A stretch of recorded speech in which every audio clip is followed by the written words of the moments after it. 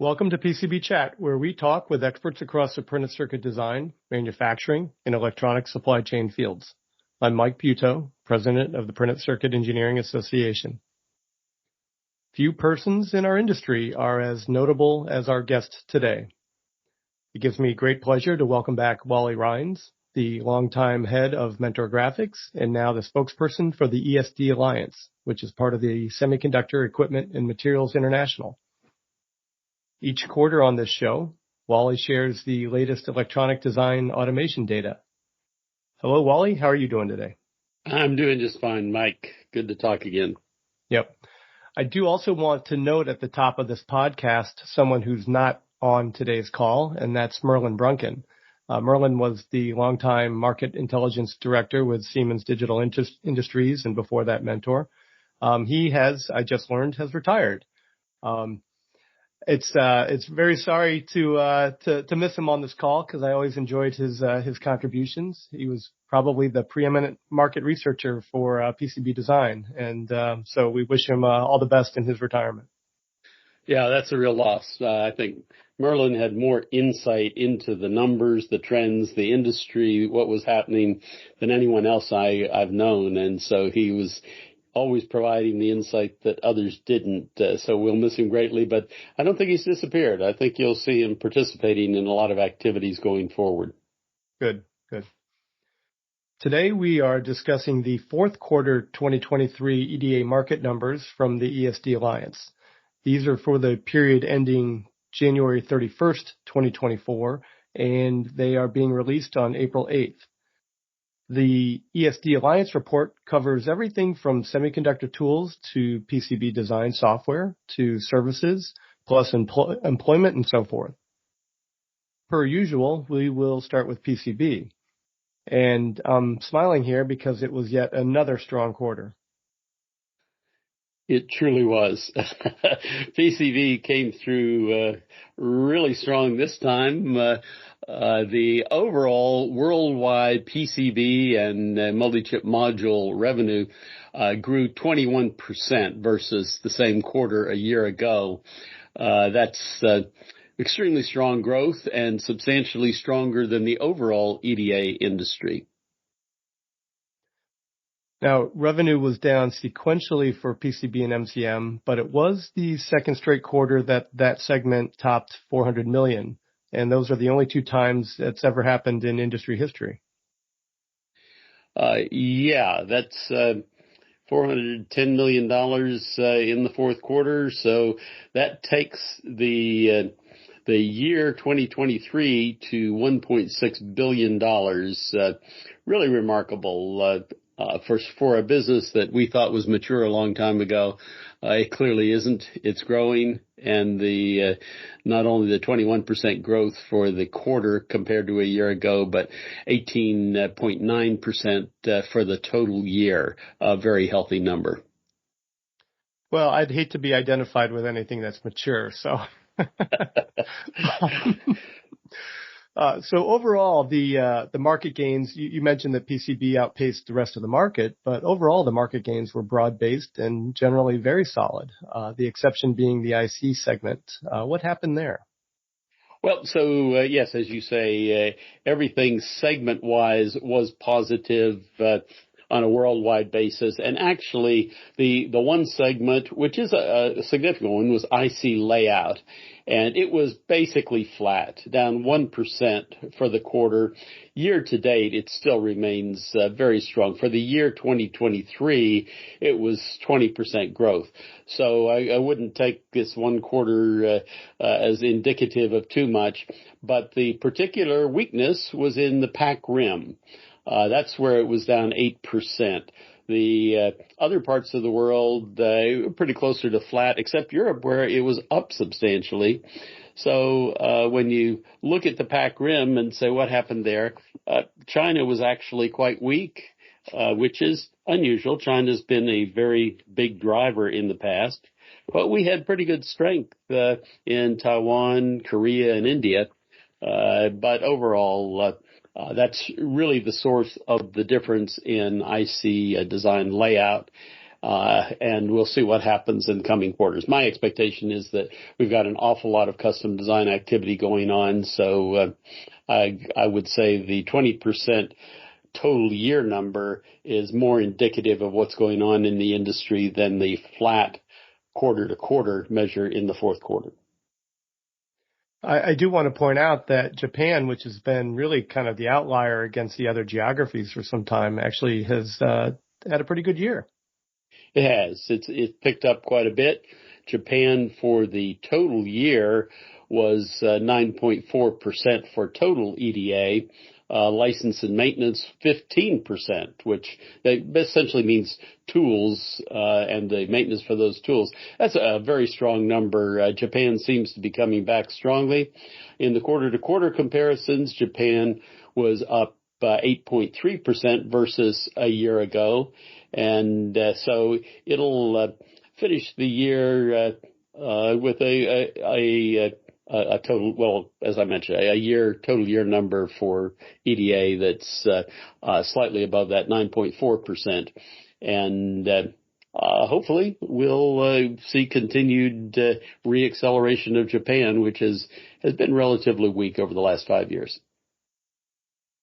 In the past, each region has seen its fair share of sequential dips, of course, but with the exception of Japan, over the past decade or more, they've generally been short-lived, maybe just a quarter or two.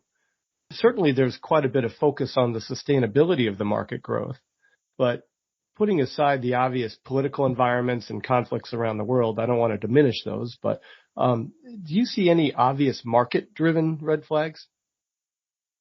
Well, the biggest one was we had in 2023 was a very weak year for semiconductors. So we had minus 10% basically for the total semiconductor industry. And so you would think, wow, these people have to watch their pennies, even though things seem to be recovering very well this year. Surely there must have been some cutback on spending last year, and there wasn't much. We just had a phenomenal quarter in third quarter. And if you look at sustainability over time, I'd point out that since the second quarter of 2020, we've now had 15 consecutive quarters of positive growth for the EDA license and maintenance part, and 20 consecutive quarters of positive growth for total EDA revenue that started in the first quarter of 2019. So the EDA industry seems to have remarkable resilience despite the ups and downs of the semiconductor industry. And a lot of people have highlighted that that's partly at least related to the fact that EDA custom IC design is no longer targeted just on semiconductor-related companies. It now has a large share of its revenue going to other systems kinds of companies, the Google, Facebook, Amazon, people, or I should say Meta, Facebook, instead of Facebook, Amazon, those kinds of companies who now actually, if you include Apple, they buy 25% of the foundry wafers in the world. So they're doing a lot of custom IC design, and I think that helps provide for this sustainability we're seeing in overall numbers, which for the total year 2023 is 14.1% growth, just about the same as the fourth quarter, quarter-to-quarter growth. Wally, if the much discussed CHIPS Act funds actually materialize to the point where the investments that we're talking about turn into new foundries, particularly in the U.S., would you expect there to be any discernible change in the location of where design is actually taking place for those semiconductors? I wouldn't think so, except possibly the continued growth of design activity in China. As far as U.S., European, and Japanese companies go, the fabless ones have built their relationships with foundries, various places around the world. And if we develop a more competitive foundry business in the U.S., you might see some increase for where those wafers are loaded or purchased from foundries, but it wouldn't affect the total worldwide number, either for the design tools or for the foundries themselves. Mm-hmm. Yeah, and even specifically, with the really kind of round the world, round the clock type of approach to design, so the location of the foundries really won't have any impact on that. Is that what you're basically saying? I think that's right. People choose their foundries for other reasons, barring a major geopolitical change that could make some of the non-U.S. foundries less viable, or could make people feel more confident in the use of offshore foundries. That's about the only dynamic that seems to be of concern to people who write for the press. Okay. Turning to employment, it jumped again year over year, but was up just a tick sequentially for the second straight quarter. So perhaps hiring is trending back in line with revenue growth.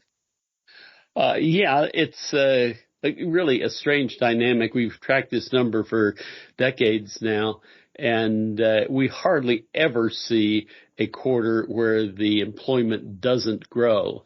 In this case, an 8.9% jump versus a year ago. You think about that, the revenue for EDA grew 14%. The employment in EDA worldwide grew just under 9%. So either we're becoming more efficient or there'll continue to be more hiring. So good point. Good point. Anything else that jumped out at you in the numbers this quarter? Yeah, I think if you get within the printed circuit board numbers and other things, it's interesting to look at some of the areas of strength. Probably the second largest category, which is analysis tools, had a really strong growth at 33%, and the larger, more mature categories. I guess the largest category is physical design, meaning basically the layout of printed circuit boards and multi-chip modules. And it had a good quarter, 16.5%, as did package design. As I've mentioned several times before, the package design numbers reported in the report are sometimes misleading because some companies report their package layout and interposer design tools and so on with their other physical PCB design tools, and in some cases they are in fact the same tools. Overall, one would have to expect that with the number of multi-die modules, number of interposers, the complex packaging and so on, we're seeing continued strength there, and it's affecting both the physical layout tools and what's categorized in multi-chip modules. But I would highlight one other thing, and that is a fairly large category is library and data management, and it grew 30%. That's a big number for library and data management, taking it to $228 million for the year. And so I think it's another one that is of interest to watch because the use of the internet for automated search and building libraries and using those libraries in design has been an emerging trend for a long time, and it's good to see some revenue there. Yeah, so that's one area that I think has been, at least among all the industry seers, targeted as potentially disrupted by AI and so forth. But based on the growth, maybe not so fast. Well, or maybe it's the fact that these tools are becoming more intelligent and you can now do searches for appropriate parts when you're designing a printed circuit board that now are more intelligent, that have larger bases of data and can search more effectively and can find a more optimum part. Or maybe it's just people buying more of the same old thing. We'll see. I think the inevitability of AI making library and data management a more powerful tool is highly likely. Mm-hmm. Well, it does appear that we are starting 2024 on a good note. Let's hope this carries through for at least a few more quarters. I hope it's more than that. Yeah. But it's always good to talk, Mike. Yep. Thank you, Wally. For PCB Chat, this is Mike Buteau. Have a good day.